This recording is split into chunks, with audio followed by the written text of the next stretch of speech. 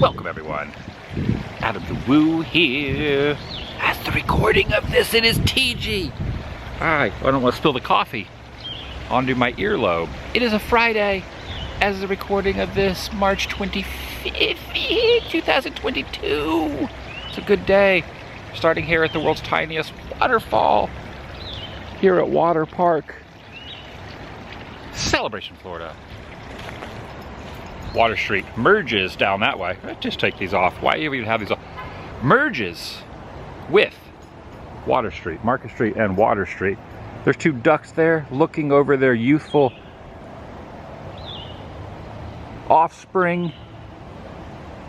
Trying a new coffee place today by the name of Fortuna Bakery on Market Street. That's what this is. Also, I will be renewing my Disney World annual pass today. It expires on the 31st of this month, which is about 6 days, 7 days, give or take a day, about a week from now. And since I already have one and I'm grandfathered into the availability of purchasing, why the Disney Corporation has not made it available for those who do not have one to get one confuses me. Also, Lightning Lane Genie Plus confuses me. Also, why is there a reservation system in place when there really is no park capacity anymore? Confuses me. You can see I'm a very confused individual. This area reminds me a lot of Venice Beach, as I flip the screen back down so I can see what I'm showing. Venice Beach, California. You know, that scene where Johnny Depp is looking over the Venice canals, eating a burger, I think he was, in Nightmare on Elm Street. Gives me the nightmare vibes. It's gonna be a casual day, a fun day. I'm inviting you to join me. Shall you? Oh, that's good. Now I know what you're thinking, Bigfoot. Why would I renew my AP when I'm going on a 10-week road trip in about 2 weeks, leaving mid-April, gonna be gone till June? Well, I'll tell you why. And the main reason being, when I am home, you know, I'm not home all year, but I am for short stints at a time. I do like to go to the park, sometimes to film, sometimes not to film, sometimes to pop in on the last hour or two and just have a day to myself, just walking around the parks. Also, I'm not going to the parks today, even though I'm going into the Archway. I have to go to Disney Springs to renew this. A one-day ticket to the parks right now, last time I checked, is anywhere between $100 and $150. So it kind of makes sense to pay $1,000 to renew. I should go like 7 times and it's paid for. For some reason, I always park on the top of the orange structure. I don't know why the orange structure always draws me in. And you can see at this time of day, not a lot of people have parked up here. It's a little afternoon. It's like 12:05 at the moment. First one's here. First one's here. In fact, the balloon doesn't even look like it's up in the air. Now there's a balloon over there that goes sky high. And there's also what looks like a balloon, which is Planet Hollywood, right over there. One of them goes up in the air, the other one doesn't. You have to go down to level 2 though, to the entrance to the walkway to go into Springs. Yeah, pretty much my justification is, why not just go ahead and pay the $1,000 renewal than purchasing a bunch of day tickets? And this is good for a complete year, so this would be good until this March, or March of 2023. Kind of out of sight, out of mind. Once you got it, you got it. And not everyone has the ability, because they are not selling annual passes, because I already have one. Heck it. I'm doing it. That's my justification. Now, if they were on sale to everyone, I would probably wait for it to expire. I'm also showing this because they're probably going to take this one away and give me another one when I go to guest services. But if they were on sale, I would just let this expire, be gone on my lengthy 2 or 3 month road trip, however it is, how long it ends up being, and then buy another one. But because they're not on sale, renewal is really the only option to keep it. Also, I think you can do this online, but I'm more of a come down here and get it done kind of guy in person. Now, it ended up taking about a 20-minute wait, give or take. There were a few guests in front of me, but I went ahead and put my name down, and they called me at the ticket center. And once that 20 minutes was up, I was assisted by a cast member who ended up renewing my pass for me at a price. $1,265, I believe, was the total cost. And I'm saying this while I look at the Gator, who is not too shocked by the price. There's one thing I do need to tell you, Gator. That price does include water parks, which I did not have last year. Didn't add that on last year. I just had the regular AP, 365 days a year. Now, granted, are you asleep, Gator or crocodile? Are you listening? I don't know if the alligator. Oh, there. Okay, the gator's away. Okay, you approve. You approve of the annual pass that I now have. It was an additional $1,265, but during peak season, $150. You agree? Is $150 sometimes for a one-day ticket, so it just makes sense, doesn't it? Yes. And once my current contract ends at the end of the month, on the end of this month, I believe March 31st, starting on April, and I'm not fooling you, because starting on April 1st, I'll be able to go to the water parks. I probably won't go to the water parks often, but it was only an additional $100, so that ended up being the $1,200 and change. And I'm glad I recorded the last AP Gator here in front of Rainforest, because they have given me a new one that has the 50th anniversary gold Mickey on it, and it says pass holder right there. So that's pretty dang awesome. I am now once again extended my annual pass here at the Florida at WDW, the Disney parks here on the East Coast, for another year until April of 2023. I'm a pass holder. Won't be going all the time. Going to be doing some road trips as stated, but I am now a pass holder, extended pass holder, and I wish it would go on sale for those that I know, friends that I have that really want to get an annual pass. Hopefully at some point annual passes will go back on sale. You think they might?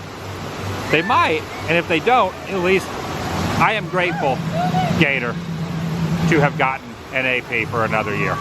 It just makes sense. Mathematically crunching numbers, does it not? Does it not?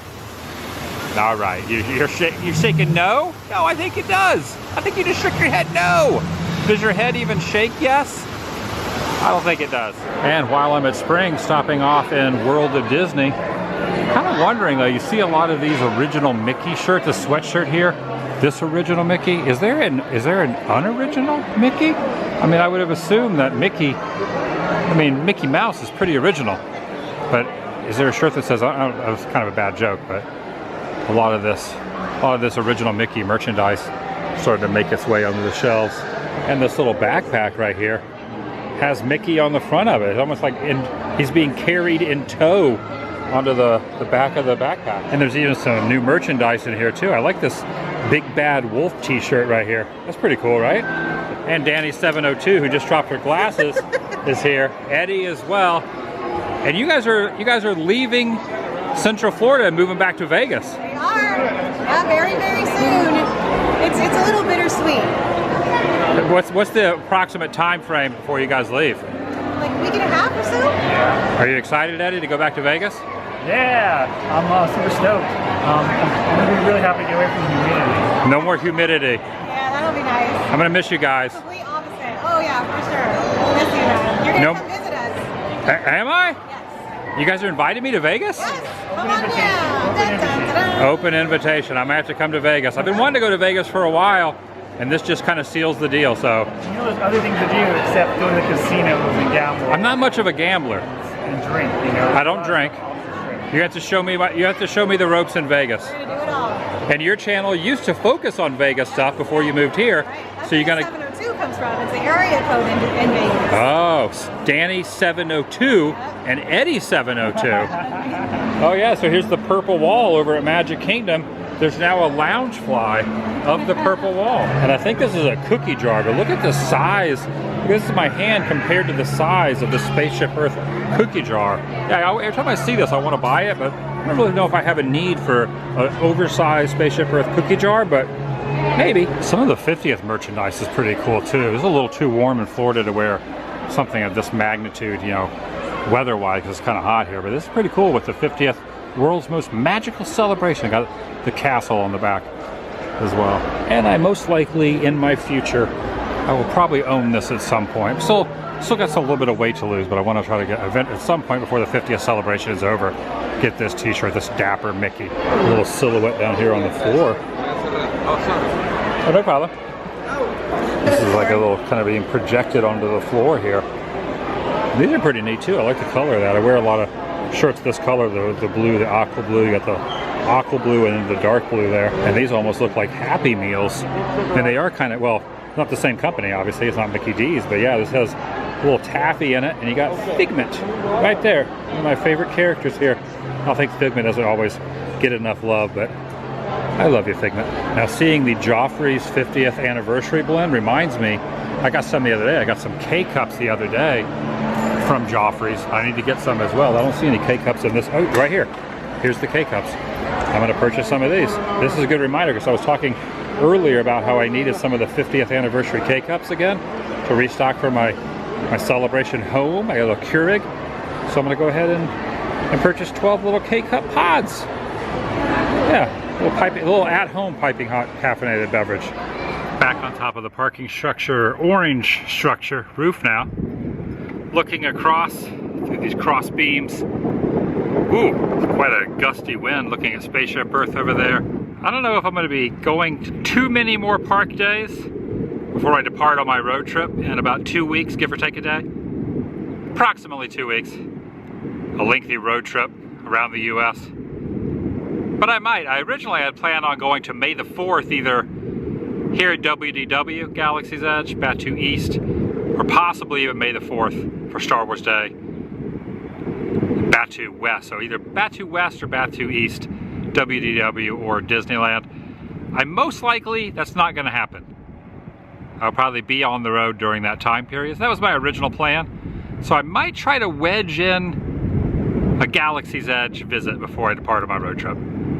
Other than that, I can't think of any other days I'll be going in the theme parks before I depart.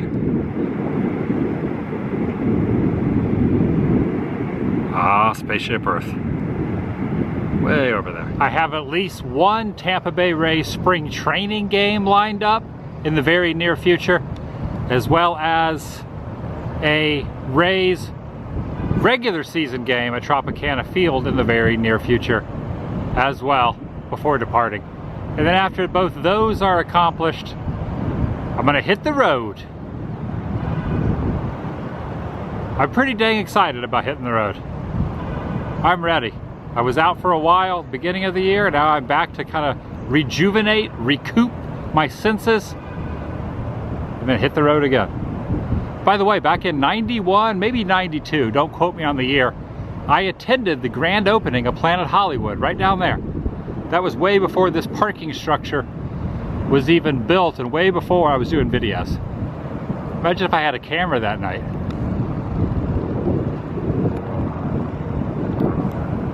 But I didn't. I just enjoyed it, seeing it with my own eyes. It was quite the festivities. And it was a completely different vibe, different color. They had a big dragon out there that was kind of spinning around at the gift shop. They had a bunch of handprints on the side of the wall. Yeah, lots changed since those days. One thing that should be noted about the AP though, even though it is for 365 days, no blackouts whatsoever, that's really not 100% accurate because they still have the reservation system in. And sometimes it's really tough to even get a reservation. So the odds of getting 365 days are pretty tough right now until they drop the reservation system. Especially on the weekends and spring break. It's kind of tough. So it'd be nice one day, this applies to Disneyland too, when the reservation system's gone and a true annual pass is back to being a full 365 annual pass of what you're paying for. Just my 2 cents. Pretty much what has been happening since my last road trip through the course of me being home now here in Central Florida is what's going to happen when I am not on the road. Now, late last year, I believe October of last year, I made the statement that I would not be covering any Disney theme parks at all. And after I gave it a little thought, I mentioned this about a week ago, I did a video talking about finding a proper balance. And after I did that 2-month road trip at the beginning of this year, January and February, I realized that really didn't make a whole lot of sense considering I am an annual pass holder, even before I rejuvenated it for another year. But also just being that close, living in Celebration. But I am adhering to my own thought process of really trying to keep it in an equal balance based on other adventures that I go on. And I feel like I've kind of embraced that. Right now, I believe I'm at 5 theme parks so far in 2022. Might have one more before the end of either this month or before I hit the road in mid-April. And then after that, not any for quite some time.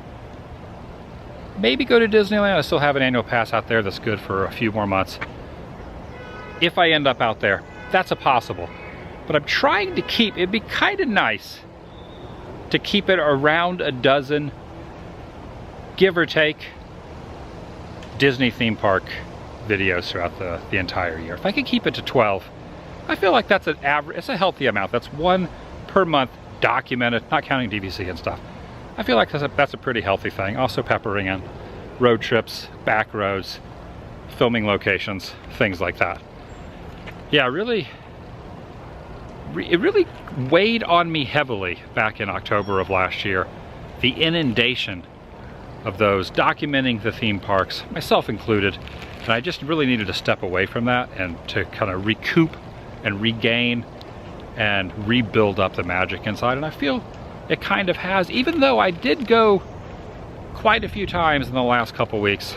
Like I said, a total of 5 times since New Year's, and a few of those were just in the last couple of weeks. I feel like that's kind of run its course as well. I would like to go in Galaxy's Edge, as stated, one more time before hitting the road. But after that, I think I've got my fill for a little bit. And to reiterate, the reason I ended up getting my annual pass, re-upping and renewing my annual passes, because they're not on sale at all. You cannot buy one. So if I was to let it expire, I think you have 4 weeks after the expiration date, which was on the 31st, I would not be able to purchase another one. And knowing me, when I am back here visiting family for Christmas and that time period, or even maybe even the Halloween times, I would regret not having an annual pass. So I got that. When it comes to, I almost said Disney Plus, not Disney Plus, when it comes to Genie Plus and Lightning Lane, tried it out a couple times at Epcot and Studios. Me personally, I don't really see the value in it. It's kind of confusing. Half the time you can't even get on the attractions you want to get on. I kind of feel like the price point, granted I am just a single person and not buying for a whole family, but I feel like the price point is almost so minimal that everyone does it, that it bogs the lines down. I can't be the only one feeling that way, and maybe it may be a miss for me to even say that, because I do not have, I'm not a family of eight family members. So for me to say, $15 is a pretty decent deal, but when you're adding in 8 and 9 people, it seems that could be a totally different ball game. However, but if you can't get on the rides, you can't get on the attractions, what's really the point in paying it? It's very confusing, as well as the reservation system. Does not seem to be a capacity at the parks, yet very difficult. Like this weekend, for example, and last weekend, it's almost impossible to get a reservation. You have to keep trying, you have to keep hitting refresh. Even for ticket holders. It used to just be for annual pass holders, the first ones that kind of like hit a tier where they were not available. But now even ticket holders are having a hard time. Even if you were to buy a ticket, you can't buy a ticket on certain days because it has reached, they're not even saying a capacity. Nonetheless, I am now an annual pass holder for another year. I am happy about it. I've said so much, yet I've said so little. This was basically just an announcement video to let you know that I am now, for 12 more months, well 12 more months, a WDW pass holder. Will I renew whatever the wacky name they have is for the annual pass out in California? Probably not, because I don't live there anymore. Probably just buying day tickets makes a lot more sense. But I'll cross that bridge when it gets here. Thanks for listening. I'll see you in the next video. I got my K-Cups in here. I really appreciate you watching. I really do. Oh yeah, and to end on a very positive note, I really like the new annual pass holder cards right there. This is for posterity, documenting Mickey. I have the gold Mickey. It'd be great if they would have had the gold. What if they had a gold Figment one? If they had a gold Figment one, that would be pretty cool if it was Figment. Oh, I just got a gnat in my eye. I'll see you in the next video. The vlog is over.